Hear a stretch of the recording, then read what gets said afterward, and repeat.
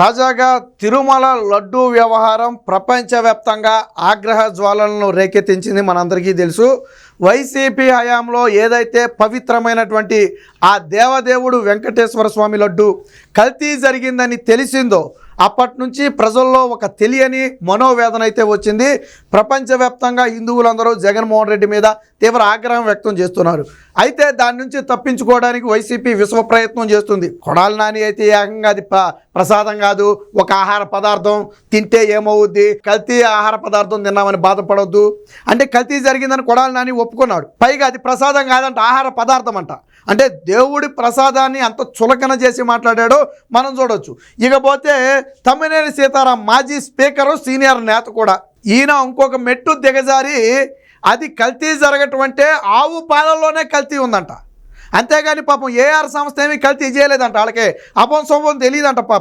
పాపం ఆవు అంట బయటికి వెళ్ళి అనేక రకాల వ్యర్థాలు దీని వచ్చి పాలు ఇవ్వటం వల్ల ఆ రకంగా పాలలో ఇలాంటిది ఏదైనా వచ్చి ఉంటుంది, ఆ పాల నుంచి తీసిన నెయ్యి కాబట్టి ఇలాంటిది వచ్చి ఉంటుంది. అంటే ఇంత సిగ్గుమాలిన మాటలు ఇంకెవడైనా మాట్లాడతాడా?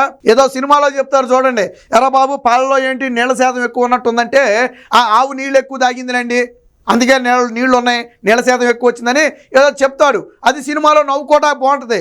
బహుశా ఆ స్క్రిప్టే ఎవరైనా మరి తమ్మినేని సీతారాంకి రాసి ఇచ్చారేమో తెలియదు. కానీ ఆ పామాయిల్ తింటది, ప్లాస్టిక్ తింటది, రకరకాల వ్యర్థాలు తింటే ఆవులు ఆ ఆవు పాల నుంచి తీశారు కాబట్టి అందులో ఏదన్నా తేడా వచ్చి ఉంటుంది. అంతేగాని ఏఆర్ సంస్థ ఏ పాపం చేయదు. ఏఆర్ సంస్థకి నీ సర్టిఫికేట్ అవసరమా? పోనీ నువ్వు చెప్పిన యదవ లాజిక్కే కాసేపు నిజమని అనుకుందాం. అంటే ఏఆర్ సంస్థ దగ్గర ఉన్నటువంటి పాడి ఆవులన్నింటినీ రోడ్ల మీద వదిలేసి రోడ్ల మీద చెత్తా చెదారం తింటే మళ్ళీ తీసుకొచ్చి కట్టేసి ఆ పాలు తెస్తున్నారా? ఆ సంస్థకు మీరు కాంట్రాక్ట్ ఇచ్చారా? నువ్వు చెప్పిన బొక్కలో లాజిక్ ఇదే కదా. మరి నువ్వు చెప్పినట్టే ఆవు పాలలోనే తేడా ఉంది, కాసేపు పక్కన పెట్టు. మరి ఆవులకు ఏఆర్ సంస్థ గడ్డి వేయట్లేదా, దాణా పెట్టట్లేదా, పచ్చమేత వేయట్లేదా? రోడ్ల మీద వదిలేసి వేల ఆవుల్ని రోడ్ల మీద వదిలేసి ఆ ఆవుల నుంచి మళ్ళీ తీసుకొచ్చి కట్టేసి పాలు తీసి ఆ పాలనిచ్చారా? ఇంతకంటే సిగ్గుమాలిన మాటలు ఎవడైనా మాట్లాడతారు తమ్మినేని సీతారామం? నీ వయసుకు కనీసం ఇంత వయసు వచ్చింది కదా, హిందువుల మనోభావాలను గౌరవించడం కనీసం తెలీదా? తప్పుని ఎలాగైనా కప్పిపుచ్చుకోవచ్చు, మరి ఇంత దారుణంగానా? ప్రజలు కాండ్రించి మొహం మీద వస్తారు. ఏం మాట్లాడాడో ఒకసారి మీరేనండి, నా నోటితో ఎందుకులే. పోషకాహారం లోపం ఉన్న ఆవులు నుంచి వచ్చే పాలతో తయారు చేసే నెయ్యి మన అనేక పశువులు మనం చూస్తాం, అవి చాలా తింటాయి. చాలా తింటాయి. ఏంటంటే పాలు ఇస్తాయి. ఏంటంటే ఒకసారి చెప్తాడు, ఏనండి ఒకసారి. ఆ స్క్రిప్ట్ రాసి ఇచ్చారు, చూసి చదువుతాడు. చూడండి ఒకసారి చూసి చదువుతాడు. ఆవుల నుంచి వచ్చే పాలతో తయారు చేసే నెయ్యి వల్ల, అలాగే ఆవాలు, అరిసెలు, పామాయిల్ లాంటి వెజిటబుల్ ఆయిల్స్ వ్యర్థాలు ఆహారంగా ఇచ్చే ఆవుల నుంచి వచ్చే పాలతో తయారు చేసి ఆ మొక్క చెప్పడానికి కూడా చూసి చదువుతున్నాడు. అంటే డైవర్ట్ చేయడం కోసం ఎవడో రాసిచ్చిన స్క్రిప్ట్. ఆవాలు అరిసెలు అంట. ఆవాలు అరిసెలు ఆవులకి ఎవరు పెడుతున్నారు నాకు అర్థం కాల. ఆవాలు అరిసెలు ఎందుకు రోడ్ల మీద పడి ఉంటాయి? ఎక్కడైనా ఒక చోట ఏదైనా చోట పడి ఉంటే అది వేరే విషయం. ఆవాలు అరిసెలు ఎవరు రోడ్ల మీద పడేయడు కదా. వేల ఆవులు ఆవాలు అరిసెలు రోజులు తినవు కదా. పామాయిల్ అంట. నిజంగా పామాయిల్ కాయలు ఆవులు తింటాయా అంటే తోటల్లో నువ్వు పామాయిల్ తోటలో వదిలేస్తే తింటాయి. అసలు పామాయిల్ చెట్లు ఎంత ఎత్తులో ఉంటే సరే, చిన్న మొక్కలు అంటే అది వేరే విషయం. పామాయిల్ చెట్లు ఎంత ఎత్తులో ఉంటే పామాయిల్ కాయలు అయ్యేందుకు తింటాయి? కోసినప్పుడు ఏదైనా ఒక కాయ రెండు కాయ రాలితే రాళ్ళు ఉండొచ్చు, అంతకు మించి ఉండవు కదా. అంటే డైవర్ట్ చేయటం కోసం ఏం చేయాలో తెలియక కల్తీ జరిగిన మాట వాస్తవం, ఏఆర్ సంస్థ కల్తీ చేసిన మాట వాస్తవం. దాన్ని కప్పిపుచ్చాలి. అలాగని కల్తీ కాలేదంటే ప్రజలు నమ్మరు.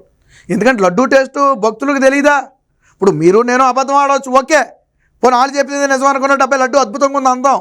ప్రజలకు తెలియదా? భక్తులు తిరుమల తిరుపతి వెళ్ళే వాళ్ళకి తెలియదా? నెలకొకసారి తిరుపతి వెళ్ళే వాళ్ళు కూడా ఉన్నారు భక్తులు. మీకు సోషల్ మీడియాలో వీడియోలు ఉన్నాయి, ఒకసారి వెళ్ళి చూడండి. ఒకప్పుడు ఒక తమిళనాడుకి చెందినటువంటి ఒక భక్తురాలు చెప్తుంది వచ్చిరాని తెలుగులో, ఒకప్పుడు లడ్డు 15 డేస్ నుంచి 20 డేస్ వరకు ఉన్నా కానీ అలాగే గట్టిగా ఉండేదట. కానీ ఇప్పుడు లడ్డు 3 రోజులకే బూజు వచ్చేస్తుంది, 4వ రోజు అసలు తినటానికే పనికి రావటం లేదని చెప్పి ఒక భక్తురాలు చెప్పింది.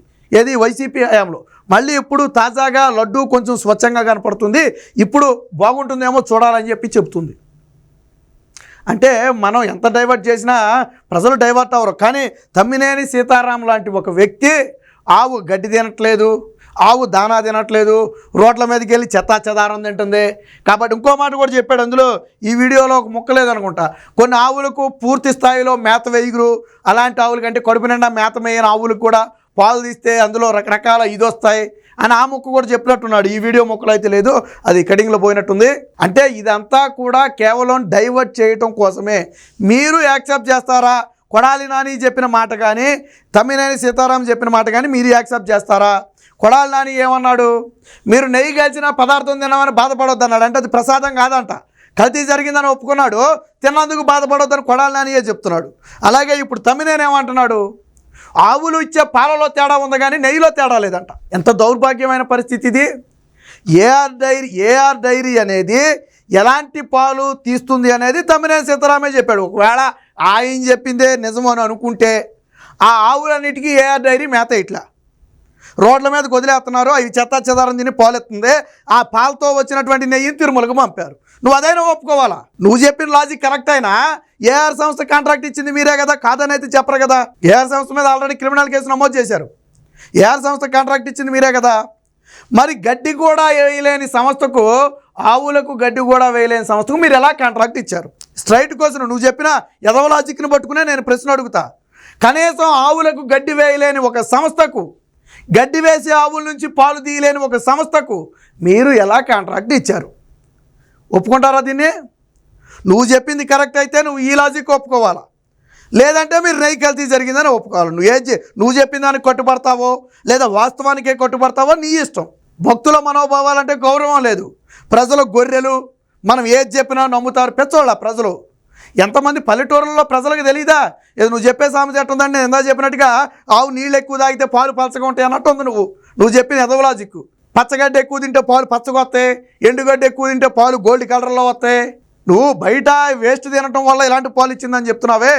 పోనీ బయట ఏదైనా విషం కలిపిన పదార్థం తిందనుకో, పాలలో విషం వస్తుందా? బయట ఎక్కడో అనుకోకుండా విష పదార్థం తిందే ఆవు, పాలల్లో విషం వస్తుందా చెప్పు? పాలల్లో విషం లేదా పంచదార నీళ్ళు పెడతారు ఆవుకి అనుకుందాం, పాలు తీగొత్తాయా పాలు? మరి ఇలాంటి ఎదవలాజికల్ నీకు ఎవరు చెప్పాడు? దాన్ని కూడా ఆయన చూసి చదవటం చూడండి ఒకసారి, చూడండి, చూసి చదువుతాడు. అదిగో చూడండి.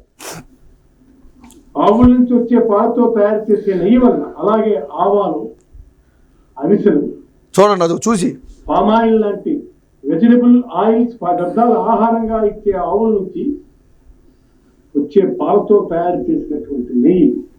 అది మన బ్రతికి ఎంత దిగజారిపోయిందంటే, ఎవడో ఒక ఎదవ స్క్రిప్ట్ రాసిస్తే ప్రజలు మొహం మీద కాంట్రీని చూస్తారేమో అనే సిగ్గు కూడా లేకుండా ఆ స్క్రిప్ట్ను మీడియా ముందుకు వచ్చి చదవటం, దీన్ని రాష్ట్ర ప్రజలు నమ్మాలని చెప్పటం. ఇంతకంటే దౌర్భాగ్యమైన పరిస్థితి ఎక్కడైనా ఉంటుందా?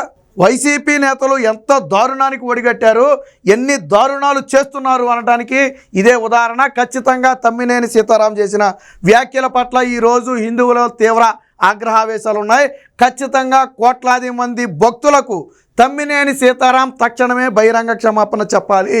లేకపోతే తమ్మినేని సీతారాం ఎక్కడ కనపడితే అక్కడ నిలదీయడానికి ఈ రోజులు భక్తులు సిద్ధంగా ఉన్నారు.